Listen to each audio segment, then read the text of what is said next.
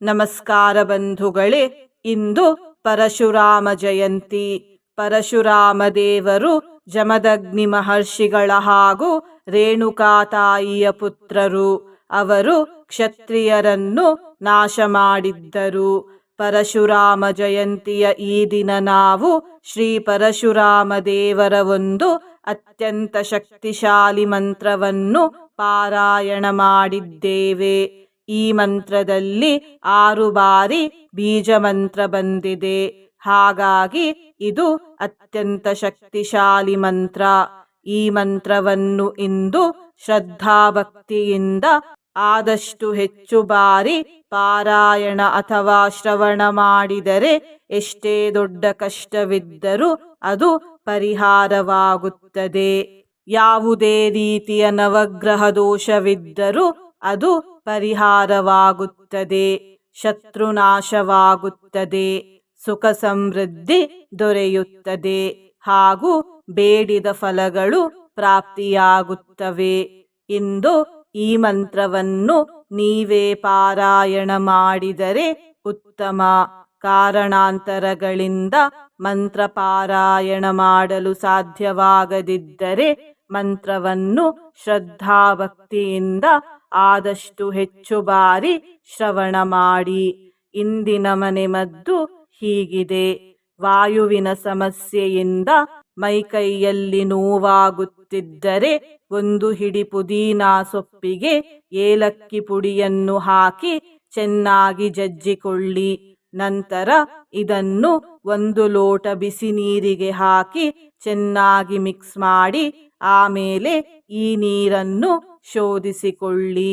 ಈ ಶೋಧಿಸಿದ ನೀರಿಗೆ ಸ್ವಲ್ಪ ಜೀರಿಗೆ ಪುಡಿ ಹಾಗೂ ಬೆಲ್ಲ ಹಾಕಿ ಚೆನ್ನಾಗಿ ಮಿಕ್ಸ್ ಮಾಡಿ ಕುಡಿಯಿರಿ.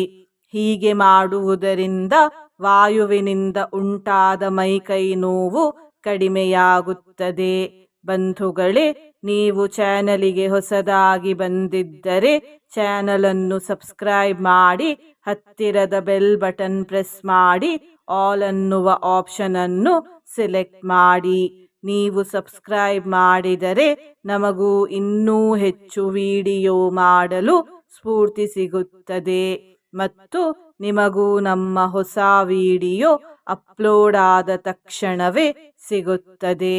ಮಂತ್ರಶ್ರವಣ ಮಾಡುವಾಗ ನಮೋ ಪರಶುರಾಮ ಎಂದು ಮಂತ್ರಶ್ರವಣ ಮಾಡುವಾಗ ನಮೋ ಪರಶುರಾಮ ದೇವರೇ ಎಂದು ಕಮೆಂಟ್ ಮಾಡಿ ಬಂಧುಗಳೇ. ಮಂತ್ರ ಪಾರಾಯಣವನ್ನು ಶುರು ಮಾಡೋಣ. ಓಂ ರಾಮ್ ರಾಮ್ ಓಂ ರಾಮ್ ರಾಮ್ ಪರಶುಹಸ್ತಾಯ ನಮಃ. ಓಂ ರಾಮ್ ರಾಮ್ ಓಂ ರಾಮ್ ರಾಮ್ ಪರಶುಹಸ್ತಾಯ ನಮಃ. ಓಂ ರಾಮ್ ರಾಮ್ ಓಂ ರಾಮ್ ರಾಮ್ ಪರಶುಹಸ್ತಾಯ ನಮಃ. ಓಂ ರಾಮ್ ರಾಮ್ ಓಂ ರಾಮ್ ರಾಮ್ ಪರಶುಹಸ್ತಾಯ ನಮಃ. ಓಂ ರಾಮ್ ರಾಮ್ ಓಂ ರಾಮ್ ರಾಮ್ ಪರಶುಹಸ್ತಾಯ ನಮಃ. ಓಂ ರಾಮ್ ರಾಮ್ ಓಂ ರಾಮ್ ರಾಮ್ ಪರಶುಹಸ್ತಾಯ ನಮಃ. ಓಂ ರಾಮ್ ರಾಮ್ ಓಂ ರಾಮ್ ರಾಮ್ ಪರಶುಹಸ್ತಾಯ ನಮಃ. ಓಂ ರಾಮ್ ರಾಮ್ ಓಂ ರಾಮ್ ರಾಮ್ ಪರಶುಹಸ್ತಾಯ ನಮಃ. ಓಂ ರಾಮ್ ರಾಮ್ ಓಂ ರಾಮ್ ರಾಮ್ ಪರಶುಹಸ್ತಾಯ ನಮಃ. ಓಂ ರಾಮ್ ರಾಮ್ ಓಂ ರಾಮ್ ರಾಮ್